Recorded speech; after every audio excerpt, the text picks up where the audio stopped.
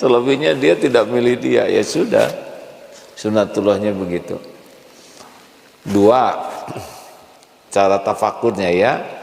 Ingat Rasulullah Sallallahu Alaihi Wasallam, beliau adalah orang yang paling sempurna akhlaknya.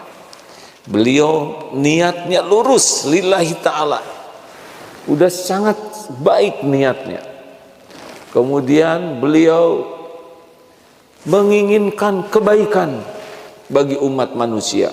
Bayangkan ya, niatnya sudah lillahi ta'ala, kemudian beliau berjuang rahmatan lil alamin. Wa ma arsalnaka illa rahmatan lil alamin. Jadi Rasulullah itu berjuang itu membawa rahmat, ingin kebaikan, ingin yang tidak beriman jadi beriman, yang tersesat jadi dapat hidayah, yang bergelimang dosa bisa taubat. Jadi tidak ada yang diperjuangkan oleh Rasulullah selain kebaikan bagi orang lain, bagi umat.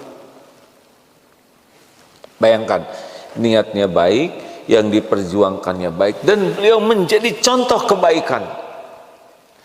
Dan setiap detik yang beliau lalui hanya untuk kebaikan. Coba hadirin, apakah semua orang di dunia ini suka kepada beliau? Jawab atuh. Segitu sempurna niatnya, sempurna keteladanannya, sempurna perjuangannya, dan semuanya 100% itu baik. Tetap saja itu ada yang tidak suka, ada yang sebel, ada yang memusuhi, ada yang membuli, memfitnah, ada juga yang memerangi. Padahal yang memerangi itu orang yang diperjuangkan untuk jadi baik oleh Rasulullah. Jadi Rasulullah ingin orang ini baik, berusaha membantu orang itu jadi baik, tapi orang ini membalas dengan memusuhi, memfitnah, membuli, bahkan memerangi. Bayangkan itu kan. Nah, siapa kita kan?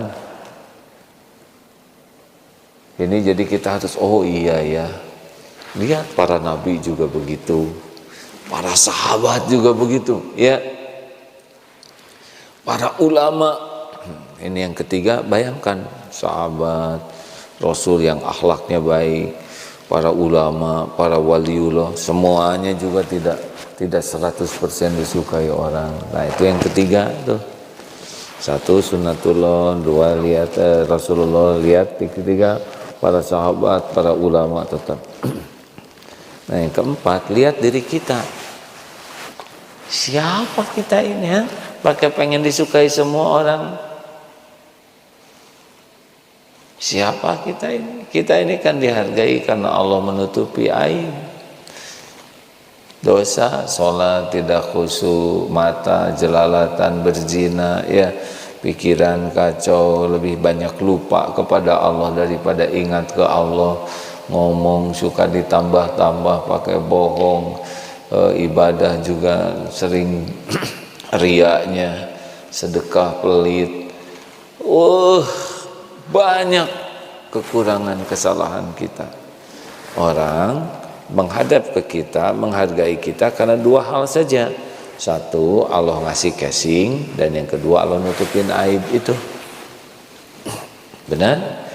Wah, ini santri dari, oh ini Pak Faruk katanya. Aduh, yang suka itu siaran pagi. Aduh, Faruk. Karena Allah ngasih casing, bisa sedikit, maaf ya disebut sedikit ya, bisa sedikit ngotak-ngatik ini alat komunikasi. Dan ya itu dia, oh Aagim kasih casing katanya sebagai kiai. Dan satu casing, yang kedua Allah tutupin aib, dosa, kekurangan, kesalahan. Itu yang kita tafakuri. Yang keempat, satu, tafakuri sunatullah. Dua, tafakuri Rasulullah SAW. Tiga, para sahabat dan para ulama. Keempat, kita ya. Nah, ini gong yang kelima nih, supaya kita tahan terhadap perkataan penghinaan jelek orang lain adalah yang kelima. Kita harus sibuk dengan apa yang Allah saksikan tentang diri kita. Ingat kata Imam Ibnu Athaillah, pedihnya hati karena tidak menghadapnya orang ke kita, maksudnya kita dihina, dibully, dibanding dengan tidak yakinnya Allah mengetahui perbuatan kita. Nah, tidak sadarnya, tidak yakinnya Allah tahu perbuatan kita, itu musibah yang lebih besar dibanding dengan penghinaan orang ke kita. Jelas rekan-rekan sekalian, kita kan suka merasa terpukul kalau orang berkata jelek tentang kita, dianggap musibah, padahal musibah yang asli itu adalah hati yang tidak yakin, tidak sibuk dengan apa yang Allah tahu tentang diri kita. Nah, itu musibah asli. Jadi adik-adik harus banyak berpikir begini. Kalau habis tahajud itu ya, kita bisa sibuk membayangkan dosa, itu sudah nggak enak, sudah bisa bikin tobat. Tapi ada lagi yang lebih tajam, yaitu kita sibuk dengan apa yang Allah tahu tentang diri kita. Aduh, kita kalau mikir dosa sendiri, aduh saya punya dosa. Tapi kalau memikirkan Allah menyaksikan saya sedang berbuat maksiat, waduh, itu lebih nyesek itu. Allah memperhatikan saya sedang berbuat dosa. Allah tahu setiap lirikan mata. Allah tahu setiap perkataan dan yang tersembunyi di balik perkataan. Allah tahu pikiran saya kotor. Allah tahu, menyaksikan di dalam kesendirian berbuat maksiat. Allah menyaksikan ketika saya berbuat maksiat. Waduh, itu kalau sibuk seperti itu sudah selesai itu puji dan caci itu. Nah, dari sinilah orang bisa memasuki kezuhudan.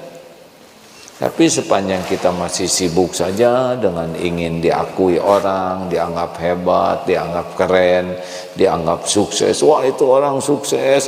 Wah, ini orang pintar. Wah, ini daya ingatnya kuat. Wah, ini hafalannya banyak. Wah, itu suaranya indah.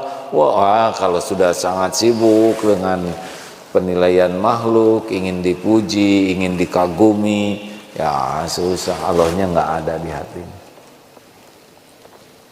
Makanya ini wanti-wanti ke santri penghafal Quran. Tadi waktu sholat subuh di masjid, dengar suara imamnya ngajinya bagus, merdu. Terus Allah ngasih ujian sember, betul tidak? Ya, udah nggak bisa apa-apa. Tadi suaranya jadi serak, ya itu izin Allah juga. Bagi kita yang mendengar husnuzon saja Allah sedang memberi serak, tetapi bagi yang sedang ngaji dan dibuat serak oleh Allah, nanti lebih sibuk siapa ini? Malu nih saya jadi imam suaranya serak, jadi nggak enak. Lebih sibuk dengan penilaian jamaah, bukan sibuk dengan penilaian Allah. Kan ada yang lebih malu dengan penilaian orang daripada sibuk dengan penilaian Allah. Masih ingat itu ya? Ada seorang qori ini dalam forum, wah ini banyak orang-orang secara duniawi, orang penting duniawi ya. Beliau bagian ngaji hanya beberapa menit, terus datang, tolong doakan saya supaya suara saya mulus, tidak ada seraknya gitu. Allah, kenapa doanya itu? Tadinya tolong doakan supaya Allah ridho. Aduh, kalau itu seneng ya. Mau apa mulus? Kalau mulus jadi ria, mulus jadi ujub, mulus jadi sombong, ya mending serak we. Kalau itu bisa jadi bersih hati, karena kan yang diterima tuh yang bersih hati. Nah, ini satu apa tadi? Sunnatullahnya mustahil disukai semua orang.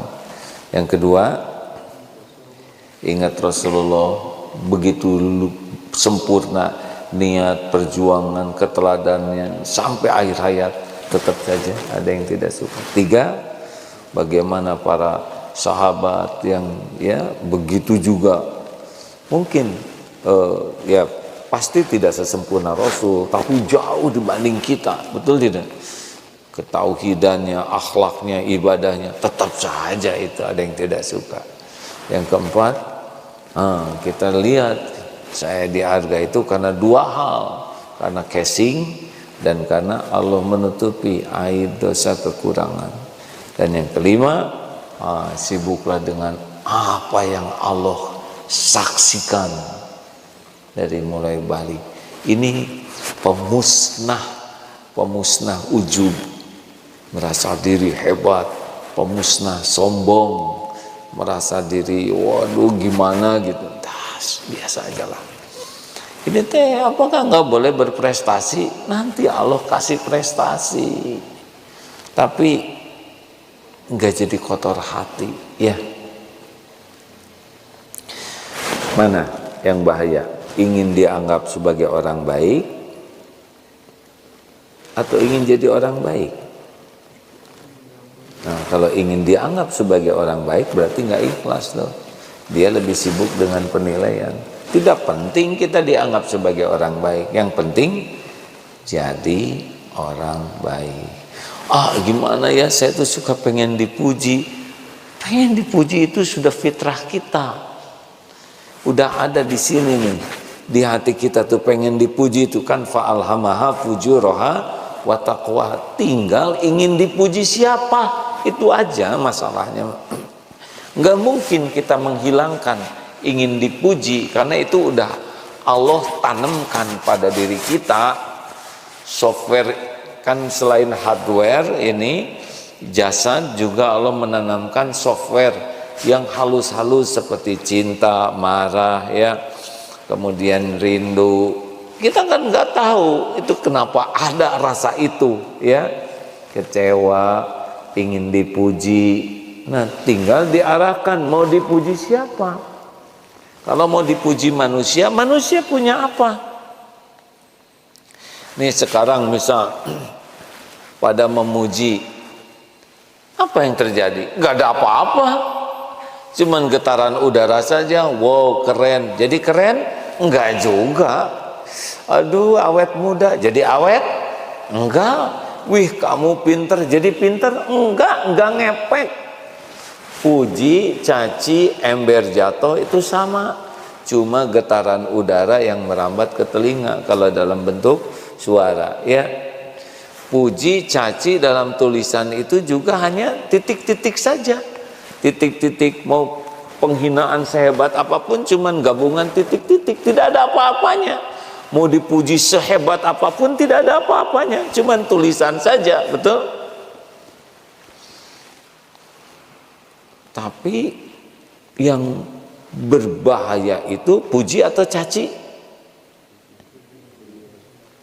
Jawab hadirin, jangan bikin emosi nih kan. Mana yang lebih berbahaya bagi kita, dipuji atau dicaci? Rasulullah suruh menaburkan pasir ke yang muji, ke yang nyaci. Puji itu jauh lebih bahaya. Kenapa dipuji bahaya?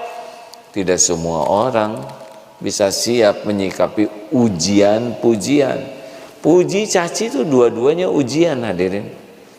Dan jauh lebih berbahaya itu dipuji, dikagumi, dihormati, diperlakukan spesial. Karena dari sana bisa jadi ujub, merasa saya nih yang layak dihormati. Lupa tuh tadi kepada bagaimana tutup dari Allah, bagaimana casing dari Allah. Lupa saya yang berhasil, saya yang berjuang, saya yang berjerih payah. Ini ide saya, ini perjuangan saya yang merintis, saya. Ada kasih COVID selesai itu saya, ya. Hati-hati nih, bukan saya, Allah yang membangun pesantren ini. Ya, saya dan kawan-kawan cuma diuji oleh Allah, ikut serta dalam apa yang direncanakan Allah. Kalau merasa hilang pahalanya. Gitulah ya. Makanya dipuji itu dekat dengan ujub.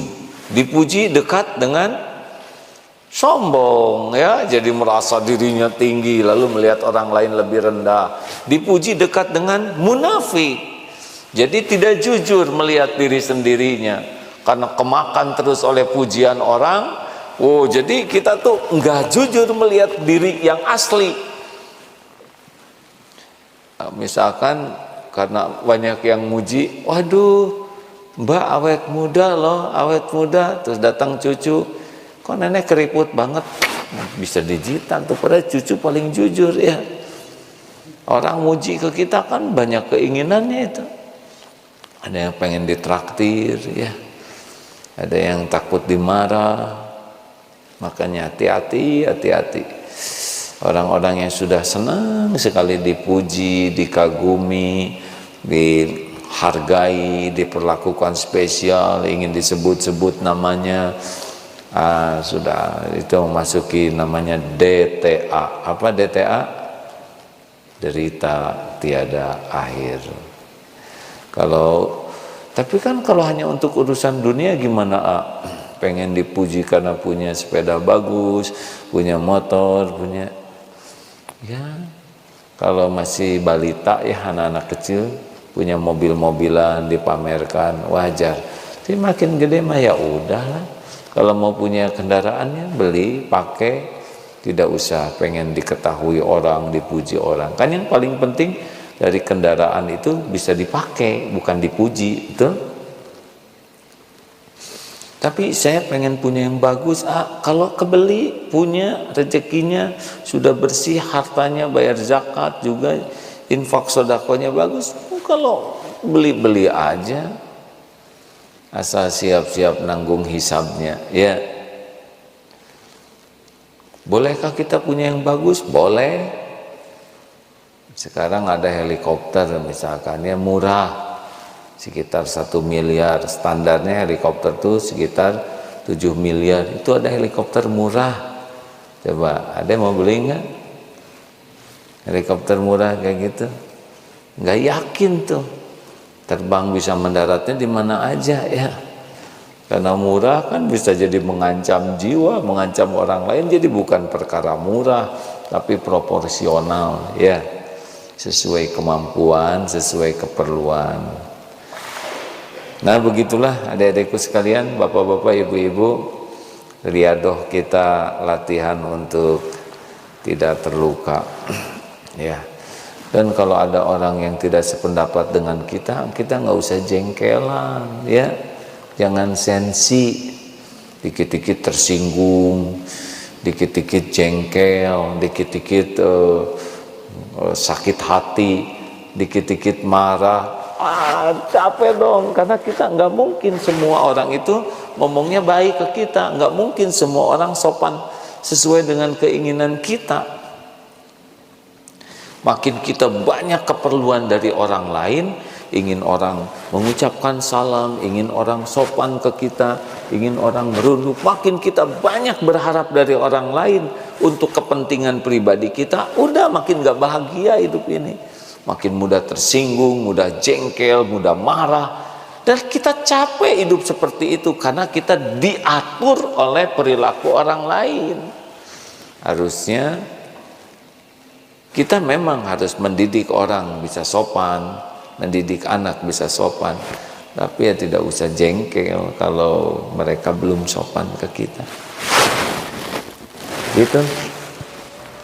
Ya sudah setengah